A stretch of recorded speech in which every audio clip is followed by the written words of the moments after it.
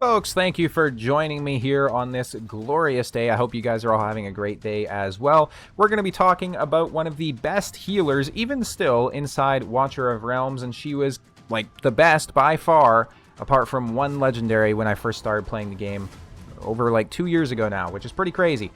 So, the healer that we're going to be talking about, if you looked at the thumbnail, is going to be Hollow. She is absolutely sensational. As far as epics go, she is one of like 3 epics that still sees use on my incredibly late to end game account inside Watcher of Realms. Now, as you can see, I have a lot of options for healers, ladies and gentlemen. I am a free-to-play player though, and she still gets a lot of action on my account, and she's still debatably one of the best healers for inside Guild Boss 1, right? So the Drake's Chasm, because you could use like an Airless, you could use like a Elowen, but they just don't have the same healing range that she has, so she is sensational. What makes her so special? Well, let's go ahead and take a look at it. So single target heal on the basic attack. She's going to apply attack-based healing to one ally in range. Pretty simple. She has a passive, Energetic Bliss, when Light of Bliss is activated, so that's going to be her ultimate. She applies Rage Regen to all allies in range every 1 second, and this is going to be restoring 1.4% rage per second, which is pretty crazy, right? So every time her ultimate is popped, she's getting more rage regen for everybody else. Now, when triggered, she increases the hero's healing multiplier by 45% for 20 seconds, and the hero can heal 1 more target. Now, let's go ahead and take a look at her awakenings, because this is a very crucial part of her kit as well. So we have A1, which is where she gets like phenomenally good, right? So each healing restores 1% rage. So think about this, right? If you have her ultimate popped and you heal somebody and you have her A1, she's going to be giving them like 2.4% rage every 1 second, essentially, right? Like, it's pretty crazy. So depending on her, you know, her heal interval and whatnot, but she is such a good rage regen unit. A2 HP, A3 her skill cost, her ultimate is down by 100%, or 100 rather, sorry. I've just spent like the last hour and a half recording Watcher of Realms videos. My brain is a little bit fried, I won't lie. A4 attack plus 5%, and an A5 each cast of Light of Bliss, or ultimate, increases the efficiency of accumulating rage by 15% until the battle ends, up to 5 stacks. So she's giving rage regen, she gets better at giving rage regen, and she gives you a ton of it. She is sensational. And if we look at her basic attack, look at the range on this, right? So this is like Vortex range. This is like, you know, Desomi range, right? She's such a good unit. It's like Pharisee range, people. She has one of the best healing ranges inside the entire game. The only exception being, of course, if you compare somebody like an Elowen, and then technically she has a better range because she can place her Wood Elf on any tile, on, you know, any ground tile. But all that BS aside, Hollow has one of the best ranges. Now, let's go ahead and take a look how she's built. She's built inside Invigoration, 31,000 HP, almost 9,400 attack. She's got 453 attack speed, which brings her down to a 1.6 second interval. And then you don't need to worry about crit rate, crit damage. You do want a little bit of healing effect, and then as much rage regen as you could possibly get. And the reason being, you want her cycling her ultimate. That's when she's going to give your team the ultimate amount of rage regen. So as long as she can get back around to it quick, you're going to be doing perfectly fine. Now, we do have her inside Invigoration. For the right-hand side, this is the best in slot for most people. So, like, late game, you can also get Wings of Grace, which is basically just a pumped-up Invigoration, but it's so hard to get. As you can see, I don't have many pieces, right? So go ahead, farm your Gear Raid 2, get her some good Invigoration pieces, throw her in Invigoration. It's going to give her more healing effect, plus her and somebody else will gain a 10% attack bonus.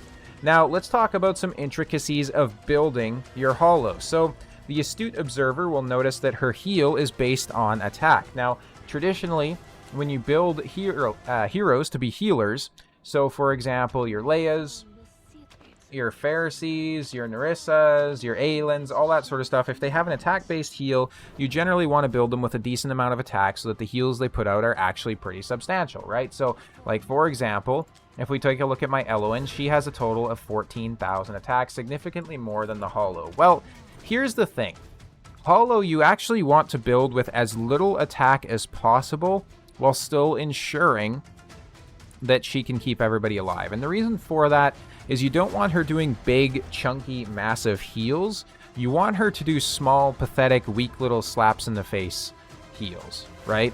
Those are the kind of heals that you want. And why is that? Well, keep in mind that every time she attacks somebody with her heals, she's going to do extra rage regen, right? So each healing restores 1% rage. Now, if she's keeping everybody filled up and they're not damaged, she's not regenning rage for them. If they're damaged and she's just putting out little spurts of healing here and there, she's doing a lot more rage regen. And this is like doubly so, quite literally, when she pops her ultimate, because she's going to have a significantly higher healing multiplier, and then she's still getting those healings out for everybody on the field. So just a couple of things to keep in mind when building her.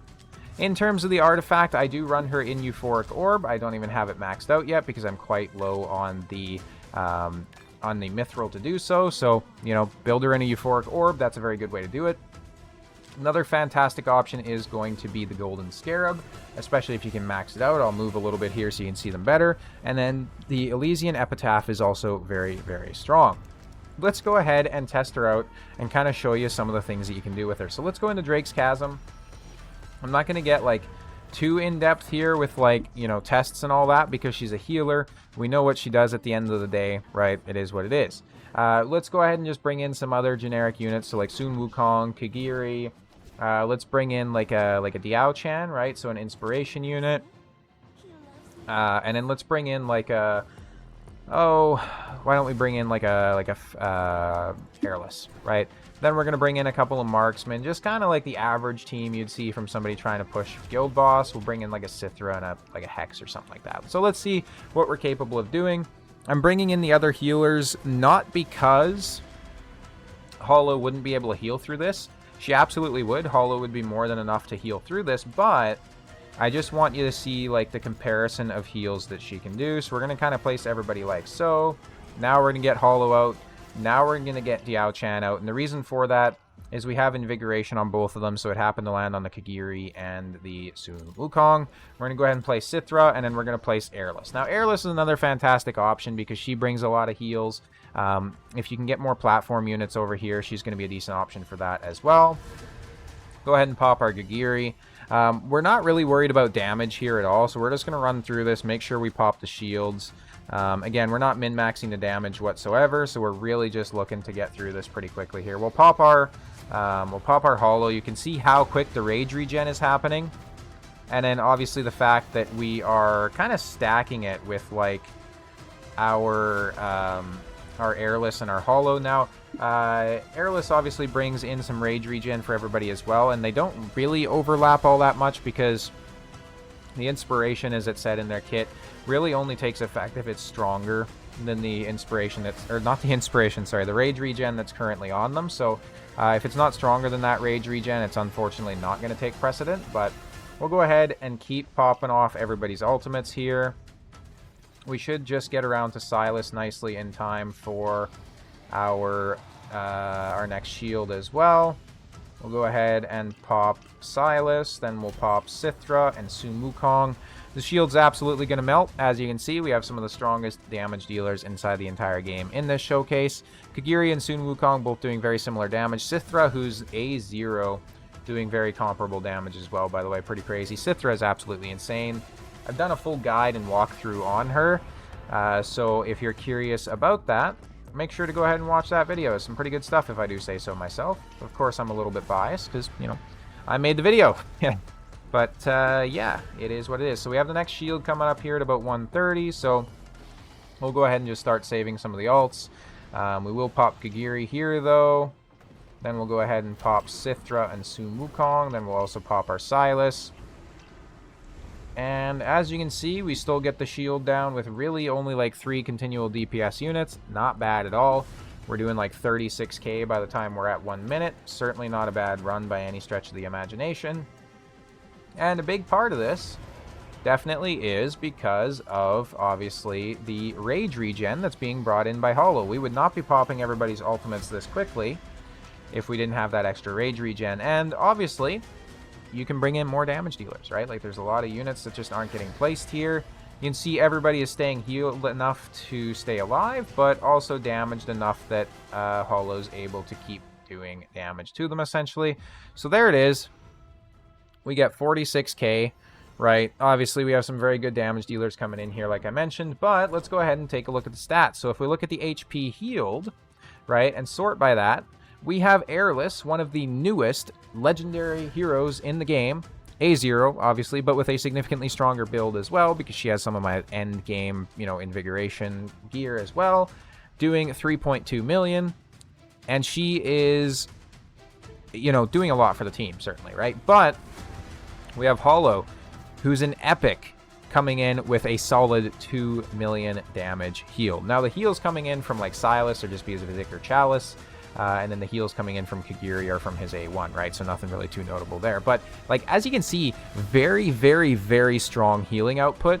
And keep in mind, this is when she's built intentionally not to be a strong healer. She's coming in as a rage regen unit. So imagine what kind of healing we would get if, you know, she was the only healer. Imagine if she was actually built to be a healer, what sort of numbers we'd get, right? So it's very rare that we see a hero that can multitask like this, where they can be a healer, where they can be a damage dealer, or not a damage dealer, sorry, a rage regen, but she is fantastic. So that's kind of how you build Hollow. If I haven't given her ratings on my account already, I'll go ahead and do such now. So let's see, have I given her ratings? I have not. So let's do that.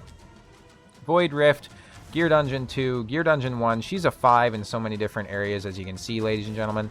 One of the strongest healers inside the entire game, certainly at an epic level. She is so incredibly useful. Immortal Codex. So if I didn't have Airless, I was actually pushing through stage 22 today of Gear Raid 3. And if I didn't have Airless, I definitely would have been running Hollow to do it, right? Like, that's really just an idea of how good she is. Absolutely a 5 in Gear Raid 2 as well. AMR, also a 5. Titanic Runes, 100% a 5. Single target DPS, she can be a 5 depending on, you know, where you use her. Tower of Deception, AoE DPS, Malorix, she is a 5 pretty much everywhere, ladies and gentlemen. I don't know why some of these people are rating her so low, but that's my rating on her, honestly. She is such a good unit. She is insane. If we look at, like, some of the player ratings, I'm sure they're going to say very, very sane and useful things, right? But that is how you build her. That is the showcase on Hollow.